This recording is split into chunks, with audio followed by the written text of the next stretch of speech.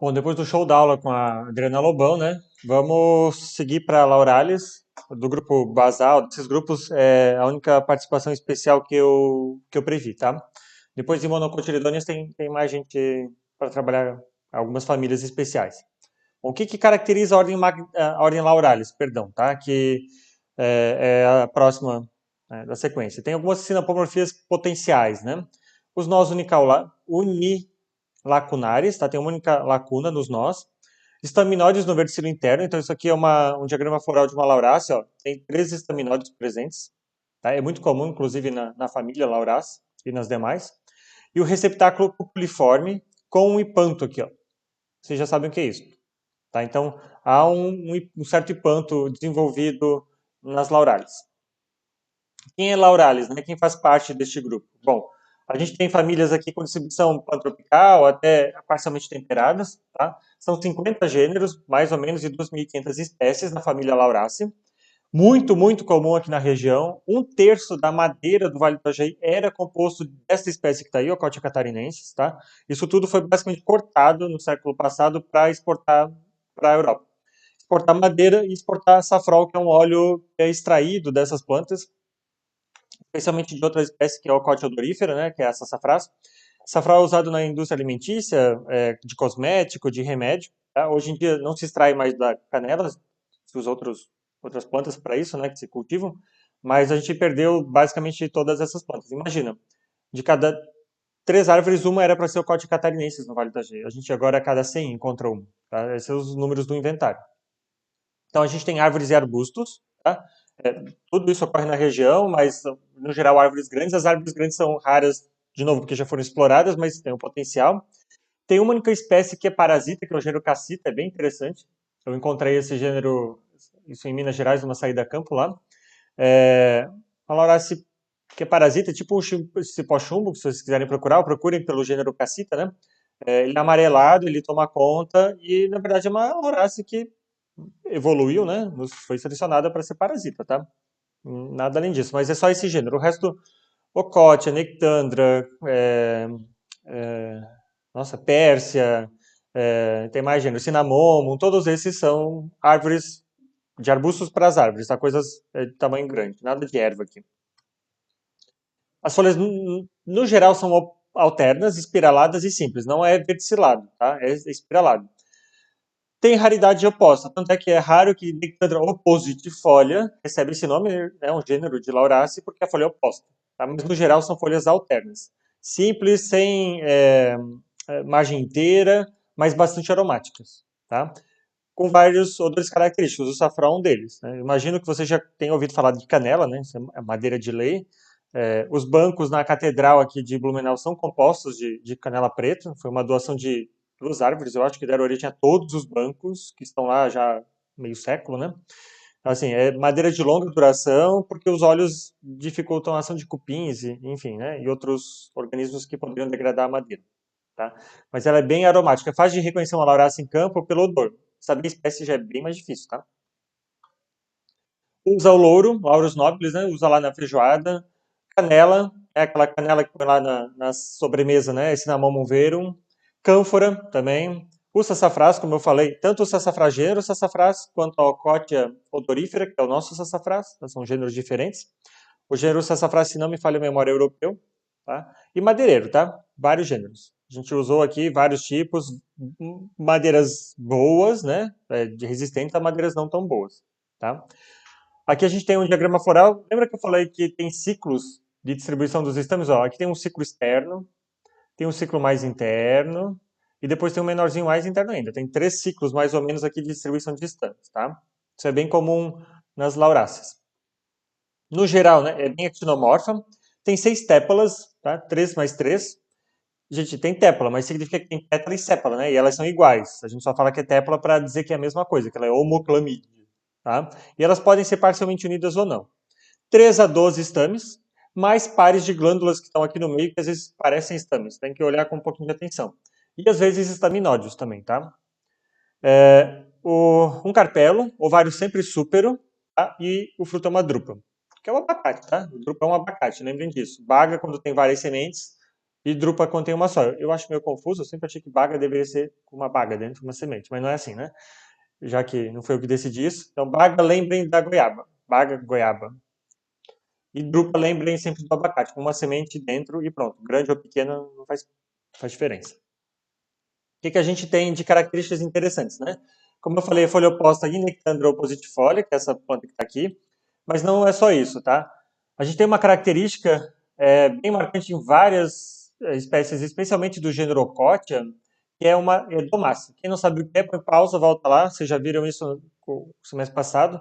Eu não falei disso na aula de revisão, mas domáceas são esses tricomas aqui, ó, associados aqui, está bem visível. Em Ocotia catarinensis, que é a canela preta, é bem comum, tá? Às vezes com uma leve depressão no tecido, onde alguns insetos vivem. Tá? Isso é uma domácea, tá? É bem característico de Lauraceae, não só Lauraceae, tá? Outras famílias também têm isso, mas Lauraceae é bem comum. Outras famílias próximas têm isso, tá? Elas têm um padrão de venação bem reticulado, tá? É bem característico. Tem trabalhos tentando identificar as espécies usando esse padrão de venação. Eu acho difícil correr uma chave de padrão de venação, mas tá valendo, né? Podem ter o ápice mais alongado, menos alongado, varia bastante. Né? Varia bastante, como diria o outro. A flor é linda, apesar de microscópica. Vocês vão escapar, por enquanto, né? Enquanto a gente não tiver uma prática lá no laboratório, de ver uma flor de Lauraceae. Mas o pessoal leva uma hora, mais ou menos, para ver, porque ela é do tamanho de as que a gente usa, né? Do laboratório. Um alfinete, assim, a cabeça de um alfinete é a flor inteira. Tá? Mas vamos lá. Não desanime que a gente vai poder ver isso no futuro próximo. Aqui, ó. Uma, duas, três, quatro, cinco, seis tépalas. Aqui tem um conjunto de estames, eu já vou falar porque eles são meio estranhos. Aqui tem outro conjunto de estames. O estigma está aqui no meio. E essas são as glândulas, tá? Então aqui eu tenho seis estames, mais um, dois, três internos, provavelmente. Tá? 12 estames. 9 estames, perdão. Tá? Aqui parecido, ó. Eu tenho uns estames aqui. E aqui eu tenho glândulas ao redor. Tá? Aqui dá de ver o carpelo e o ovário súpero, tá? Aquele leve hipanto ao redor, desenvolvido, certo? Mas quero chamar a atenção para isso aqui, ó. O que será que é isso, né? Aqui é flor também parecida com essas estruturas nas anteras.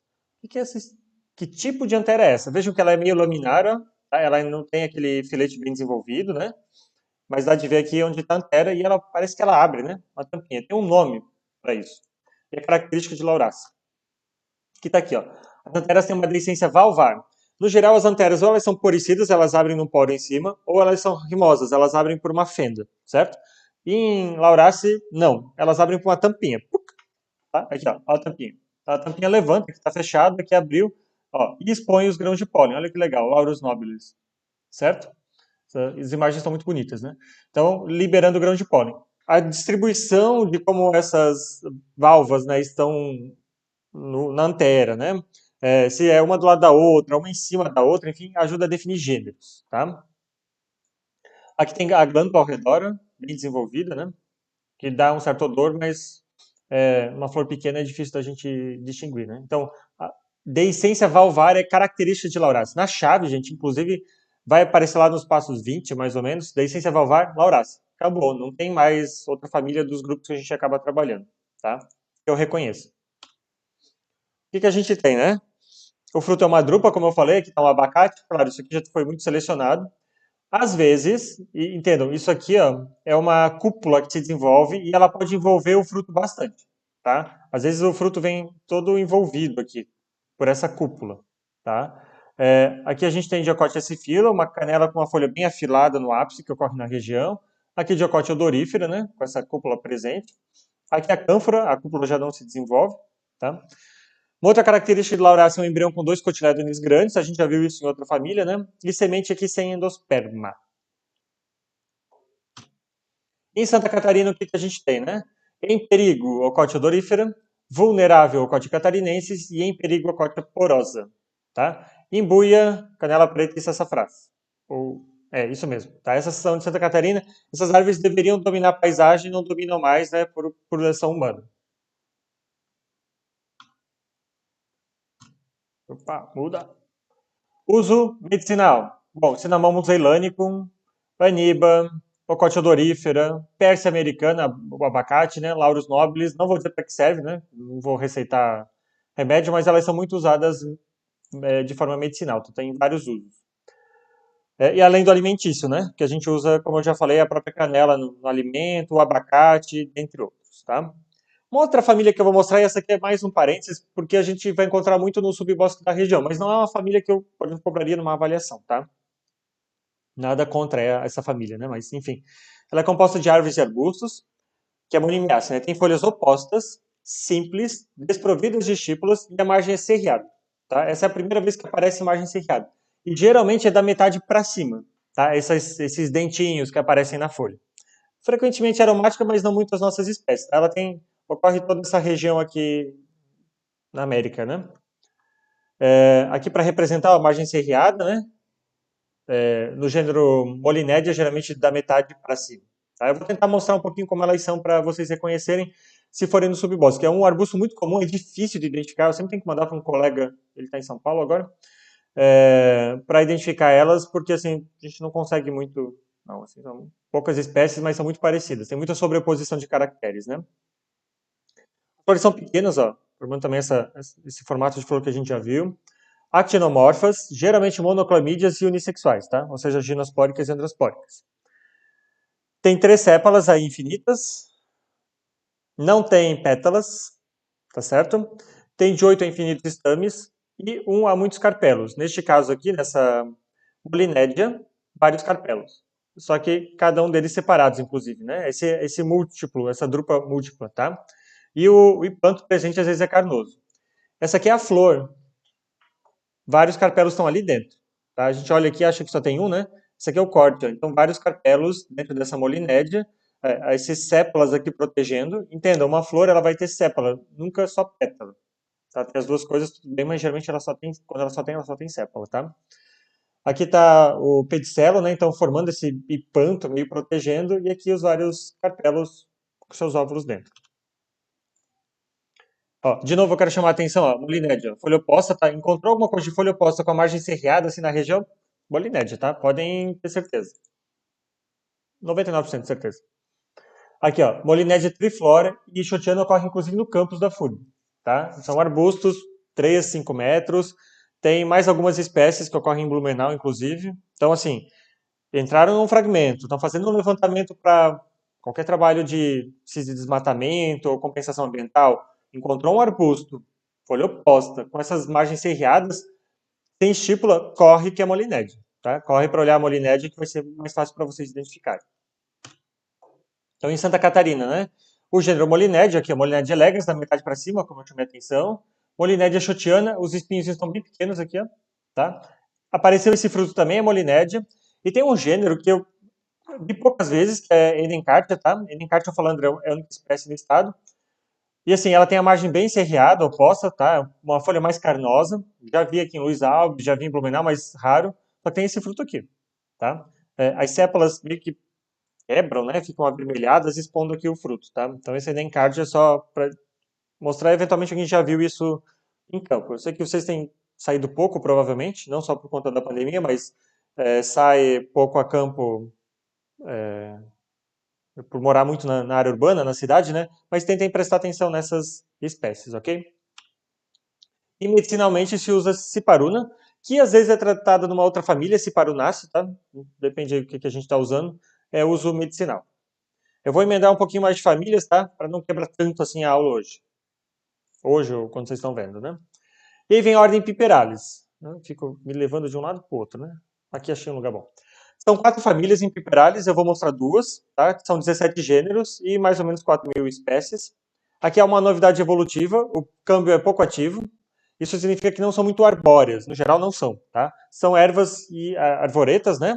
Assim, ou alguma coisa lianescente, tá? Principalmente em Aristoloquias.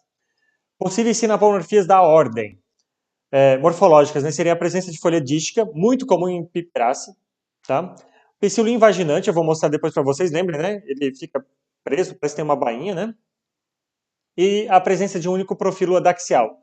É um profilo adaxial, né? Fui lá no glossário. Profilo é a primeira folha, ou o primeiro par de folhas de um broto lateral, tá? Então, tem um profilo adaxial. Bom, vamos lá nas famílias, né? O que tem Piperaceae? Tá? São 6 gêneros. No Brasil, a gente encontra 3 que eu me recorde. E em Blumenau são 3, né? Piper, Peperomia e Monechia. Tá? Piper é arborescente, arbustivo, peperomia é herbácea e maneque é trepadeira. Mais ou menos assim que a gente pode reconhecê-las, tá? Deixa eu botar para o lado, apareceu o texto aqui. Então, como eu falei, ervas ou arvoretas, as peperômias geralmente são epífitas, tá? Então, crescendo em troncos ou no solo, tá? São herbáceas. Folha simples, alterna e inteira. Eu vou chamar a atenção de algumas características da folha daqui a pouco. E tem nós ou entumecidos, né, ou geniculados. Então a gente vê nós entre nós bem claramente, tá? Tem uma distribuição pantropical. Tem muita espécie de piper, tá? Assim, tanto de piperomia e piper, é um pouco difícil de identificar. Uma característica disso é que eles têm caule do tipo atactostélico, ou seja, que era uma característica lá de monocotiledônica, que a gente ainda não viu as mono, né? Mas viu essa característica. Então, piper é uma exceção à regra, apresenta caule atactostélico, tá? As flores são androginospóricas, ou androspóricas e ginospóricas. São bem difíceis, eu vou tentar mostrar, montei até um slide a mais para isso, tá? Dioicas ou monóicas, e a inflorescência está nessa espiga engrossada, tá? Começa a florescer, né, daqui para o ápice. Então, quem achar uma espiga de pipa e quiser olhar a flor, tem que procurar assim onde ela está mais visível, porque aqui às vezes já tem fruto e aqui está fechado ainda. A gente usa ornamental, peperômia, toda vovó tem uma peperômia em casa, talvez vocês, né? Medicinal piper, como estimulante. Tem uma piper nas saídas a campos, quando eu encontro, piper catarinensis agora, antes era do gênero Otônia, a gente come o fruto e ele faz salivar bastante e adormece a língua durante uma meia hora, tá? Então, assim, é bem interessante o anestésico, analgésico, anestésico, né, que ele tem, e o efeito estimulante de salivação, tá? E vocês comem pimenta do reino piper nigrum. Pimenta do reino não é a pimenta do pimentão, ou aquela pimenta vermelhinha. Piper nigrum, a pimenta do reino é uma piperácea, tá? Ó, quebrando tabus, né? O que a gente tem, né? Ela é actinomorfa, especialmente se ela é clamídia, né? No geral são flores aclamídeas, tá? Mas podem ter tépalas, tá? Mas no geral são aclamídeas. 1 a 10 estames. Imagina a gente numa flor desse tamanho ter 10 estames. Tem 1 a 4 carpelos, tá? E o fruto é uma drupa, que tá aqui, ó. Que é a pimenta do reino melhor representante. Vou tentar destrinchar um pouquinho essa flor. Essa flor também sempre é uma sacanagem na aula, né? São reduzidas, como eu falei, aclamídeas. Os estames aqui, né, geralmente são 2, tá? Geralmente. Pode ter mais, tá? 3 mais 3 ou até 10, como eu falei. O gineceu de 1 a 4 carpelos, tá? Uma média ali. Sincárpicos, ou seja, são unidos. E um óvulo basal. Então, o fruto tem sempre esse óvulo basal, tá certo? Aqui está o estigma. Eventualmente elas têm uma bráctea que está aqui em cima, protegendo elas. Aqui uma outra representação. Aqui está o estigma, né? Consequentemente aqui tem um óvulo, tá? Aqui olhando de lado, ó, é a bráctea olhando essa flor aqui. Ó. Tá aqui a bráctea, certo? Aqui os estames, estão vendo em amarelinhos? E aqui em escuro está o estigma, tá? Essa aqui é uma flor que só tem só feminina, né? Só ginospórica. Aqui a região estigmática vai dar origem aos 3 carpelos que estão aqui embaixo, tá? Então tem que olhar. Nem sempre a gente tem as duas coisas na inflorescência, ou às vezes está separado na inflorescência, tem que prestar atenção. Mas aqui é só representar essa bráctea, tá? Com os 2 estames do lado, e aqui a região estigmática. Pequena, né? Isso é polinizado por mosca, tá? No geral. Ah, e esse óvulo basal é uma das características também aqui da família, comparado às famílias mais próximas, né? Aqui um corte, a gente cortou assim, né? Mostrando aqui, ó, então, os óvulos, né? Aqui, inclusive, é, uma antera cortada, tá? E a disposição nessa espiga, né? Que é a mesma flor de antes. Aqui é um pouquinho difícil de mostrar, mas aqui, ó, tem a bráctea presente. E aqui são estames, tá? E aqui está imaturo ainda, não dá de saber. Provavelmente são estames aqui ao redor desta bráctea. E aí o estigma tem que procurar bem, mas aqui está fechado, a gente não consegue identificar. Bom, o piper arbóreo é comum na região. As espigas podem ser assim eretas, tá? Ou podem ser pendentes para baixo, tá? Podem ser bem alongadas e finas ou podem ser mais grossinhas. O gênero peperomia geralmente pequeno, podendo ter folhas aqui sim opostas e verticiladas. Peperomia tetrafila, né? 4 folhas, é assim. E características importantes para identificar, tá? Morfológicas. Antes só de eu falar delas, o pólen é monossulcado, ou sem abertura nenhuma. Monossulcado, lembra que também é comum lá nas mono, né? Monocotiledôneas, tá? O que a gente tem que é importante vocês observarem para identificar uma piperácea? Assim, não tem como errar uma piperácea, tá, gente? Se tiver espiga, é mais fácil. Se não tiver, também não tem como errar.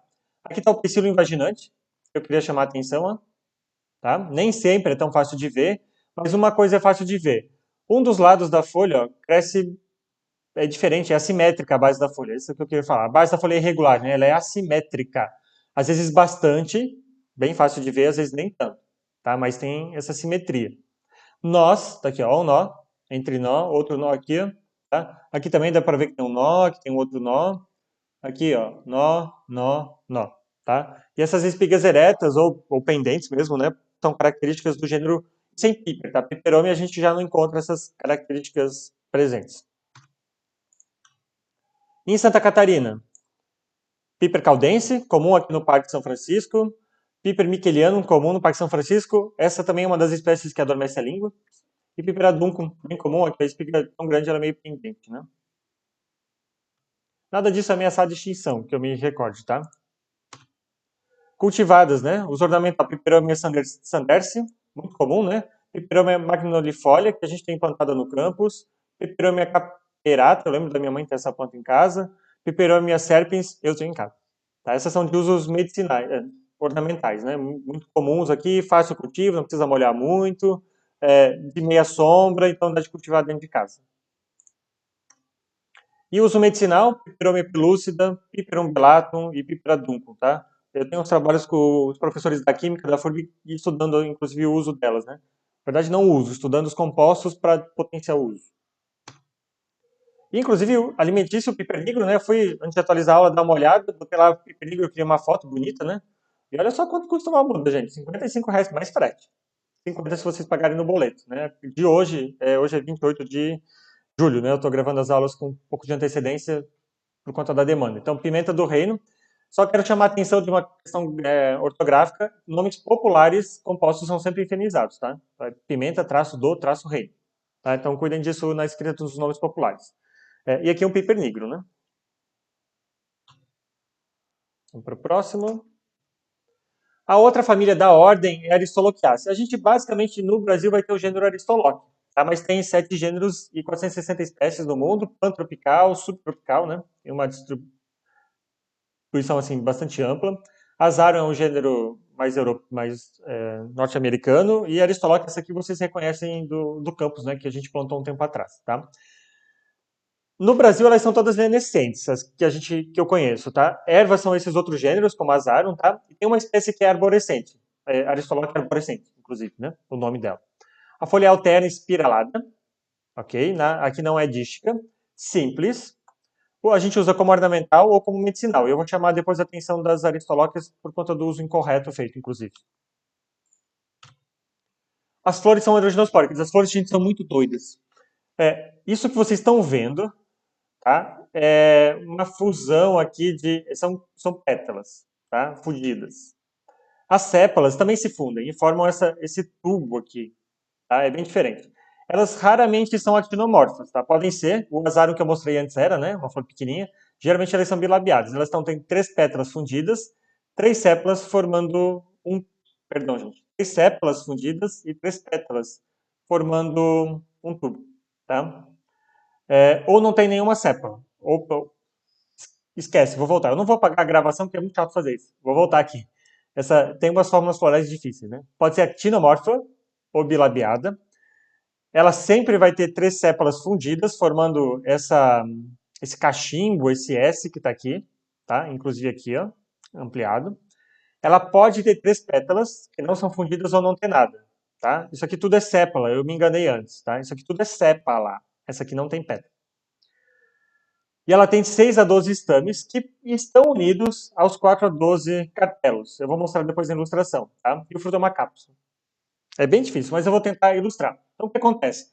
Isso aqui tem cara de carne e tem cheiro de carne podre, que é polinizado por mosca. A mosca entra nesse tubo, deixa eu chamar a atenção aqui, ó.